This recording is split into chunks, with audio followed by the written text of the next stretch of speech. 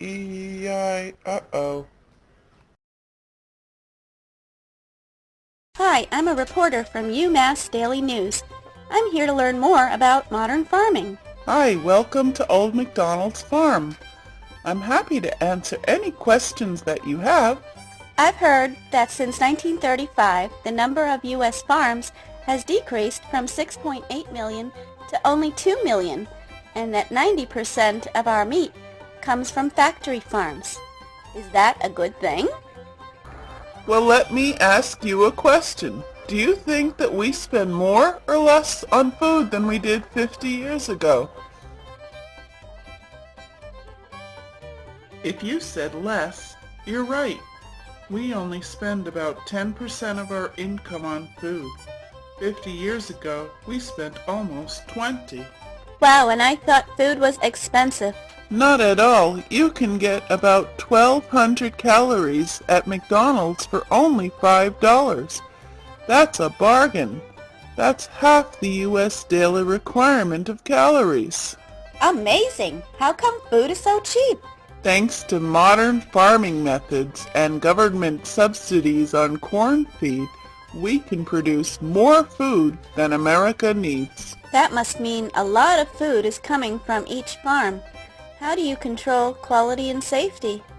Food safety has never been better, and the quality of the corn that goes into the feed is consistently high because it's treated for pests, and the animals are kept healthy by giving them antibiotics. Well, that sounds great. Can I take a look inside the farm? I'm sorry, there are regulations in place that prohibit photography inside the facility. We don't want to upset the operation or the animals. So unless you have any other questions, have a great day. Psst, psst. Over here. Hey there, what are you doing behind that haystack? Hiding, of course. But if you have a minute, I'd like to talk turkey about this farm. What? What do you mean? Well, Farmer McDonald was kind of telling the truth, but there's a lot more to the story than what he's saying. Really? Tell me more. Well, remember how he was saying that food was cheap? The truth of the matter is things like meat, dairy, corn, yeah, they're cheap. But other foods, they're not so cheap.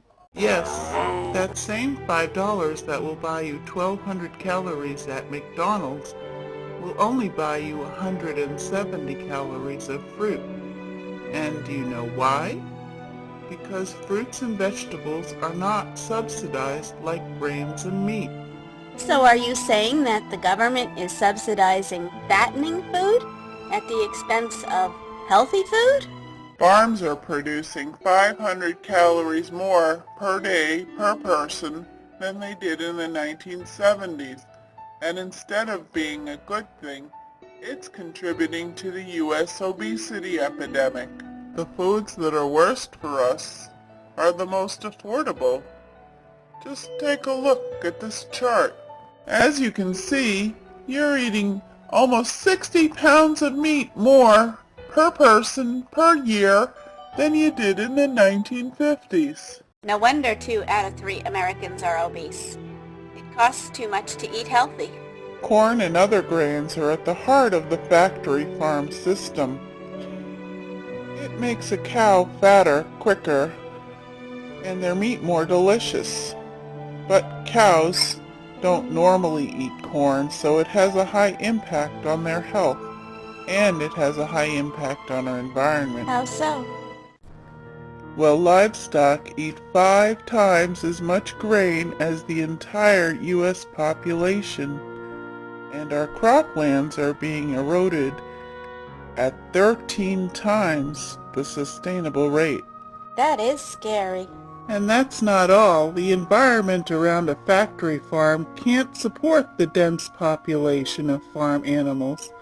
contaminating water supplies with bacteria, chemicals, and antibiotics. In fact, according to the EPA, farm runoff is the main source of water pollution. Farm animals make 500 million tons of manure each year, 3 times more raw waste than all Americans combined. And this is killing aquatic ecosystems and helping to induce antibiotic resistance. Just take a look at this disgusting raw sewage polluting the nearby stream. Large farm operations are contributing to air pollution as well.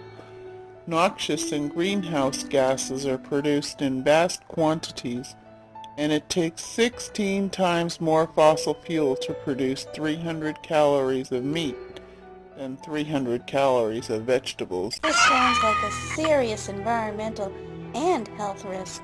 Because of the conditions of the factory farms, the animals are given antibiotics just to try to keep them healthy. But ironically, it's causing a public health nightmare. Take a minute to read this scary study.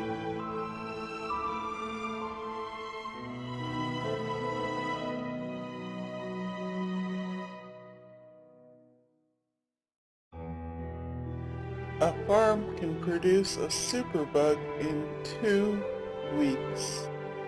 And multiply that by the 9.4 billion animals that are getting antibiotics every day. It's no wonder the World Health Organization says that we're heading towards a world with no effective antibiotics at all. And I'll bet nobody's doing anything about it, because if you can't use antibiotics, you can't have a factory farm. It's an uphill battle. Farm lobbyists are pretty powerful, and in the meantime, all those antibiotics are getting into our food and into our drinking water supplies. Wow, I didn't know any of this. I am shocked. Well, we've talked about some pretty serious public health and environmental side effects, but what we haven't really touched is the side effect on the health and welfare of the animals themselves. Animals raised on a factory farm are treated like units of product, no better than widgets.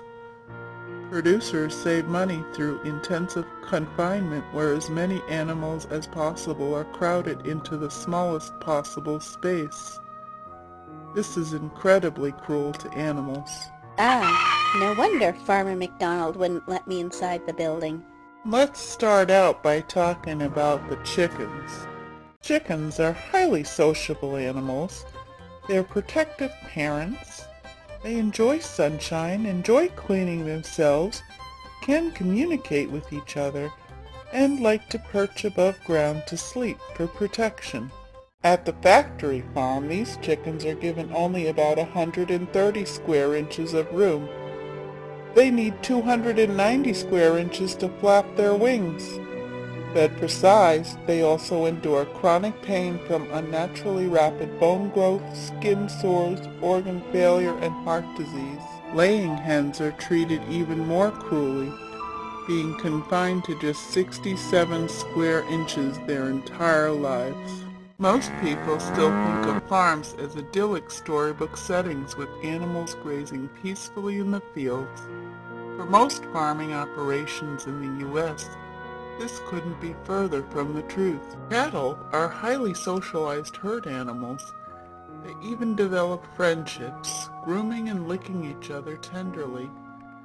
They also experience emotions such as fear and anxiety. They are timid but curious creatures. People often think that cows spontaneously produce milk, but that's not true. They need to be kept in a constant cycle of pregnancy and childbirth. Kept in intense confinement, they're fed corn instead of their natural need for grasses and plants. The starch increases milk production, but causes them many health problems. Dairy cows are also given hormones to boost milk, but that stresses their bodies to the equivalent of jogging 6 hours a day every day. While a cow would normally live for 20 years, They're worn out after only 2 years and then sold for meat. Male dairy calves are of little use to the farmer. They're separated from their mother within days and sold as beef cattle or veal. The veal calves are often crated to reduce blood hemoglobin to produce paler meat. These poor babies cannot walk, turn around, groom themselves, or even lie down comfortably. They can't fulfill their natural instinct to play and socialize. And after 16 to 18 weeks of this torture, they're slaughtered. Oh, please tell me there's not more. Oh, there's lots more. Sheep, ducks, but let me tell you about the pigs. Pigs live in caring family groups and actively communicate with each other. They're highly intelligent, smarter than dogs, and even said to be similar to the intelligence of a young human child. They like to be clean and are very curious animals. They typically live 12 to 15 years. Breeding sows are often kept in gestation crates. Spaces so small they can't even turn around. They can only stand up or lie down on the bare concrete floors until their pregnancies are complete. Then they're bred again within a few weeks. These pigs are driven literally insane, gnawing at the metal bars until they bleed and refusing to drink and eat. Pork pigs typically live in concentrated animal feeding operations, thousands of pigs living together in a single building. They have their tails and teeth clipped without anesthetic to prevent them from biting each other in their intense confinement. So is there anything that we can do about it? Yes, fortunately people are starting to take notice. Easy ways to help are to look for free-range, antibiotic and hormone-free meat and dairy, and reducing the amount of meat that you eat. Well, that's easy.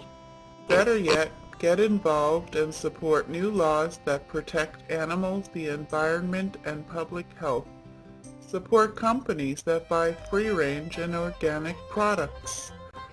Whole Food Market, Ben & Jerry's, and Chipotle, to just name a few. Thanks, Tom Turkey. I have a totally different story to write now.